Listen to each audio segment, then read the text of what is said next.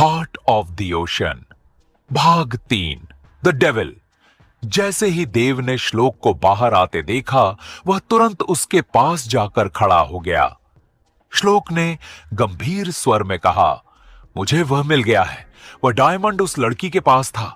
अब हमें निकलना चाहिए। कैप्टन से कहो कि शिप को वापस शहर की ओर ले चले।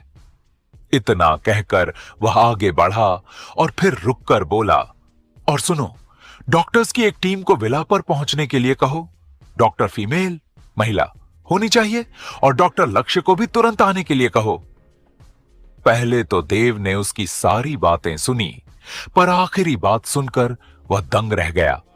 वह मन ही मन सोचने लगा, महिला डॉक्टर, आखिर बॉस चाहते क्या है? पर फिर वह इन बातों पर ध्यान न देते हुए कैप्टन को शिप मोड़ने का निर्देश देने चला गया।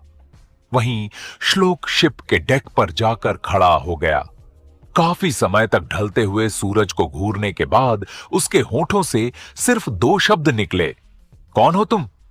कुछ घंटों बाद जहाज किनारे लग चुका था। श्लोक ने अपने कमरे में जाकर आकांक्षा को गोद में उठाया और नीचे उतरने लगा। उसके बॉडीगार्ड्स एक कतार में उसे फॉलो कर रहे थे। श्लोक किसी शक्तिशाली राजा की तरह लग रहा था। सूरज की सुनहरी चमक उसके चेहरे पर पड़ रही थी, जो उसके लुक को और भी आकर्षक बना रही थी। आकांक्षा उसकी बलिष्ठ बाहों में किसी कोमल फूल की तरह लग रही थी, जिसे वह बहुत संभाल कर ले जा रहा था। सबके मन में एक ही सवाल था कि आखिर इस लड़की में ऐसा क्या है जो बॉस इसे किसी को छूने तक नहीं दे रहे। थोड़ी देर बाद वहां कई काली गाड़ियां आकर रुकीं। उनके बीच एक रोल्स रॉयल थी। श्लोक ने पहले आकांक्षा को सावधानी से लिटाया और फिर खुद दूसरी तरफ से जाकर बैठ गया। गाड़ियां जर्मनी की सड़कों पर धूल उड़ाती हुई दौड़ने लगीं। आधे घंटे बाद वे एक विशाल विला के गेट पर थे। विला के अंदर कदम रखते ही कई नौकर सिर झुकाए खड़े हो गए। श्लोक उन सबको नजरअंदाज करते हुए सीधे 2nd फ्लोर की ओर बढ़ने लगा।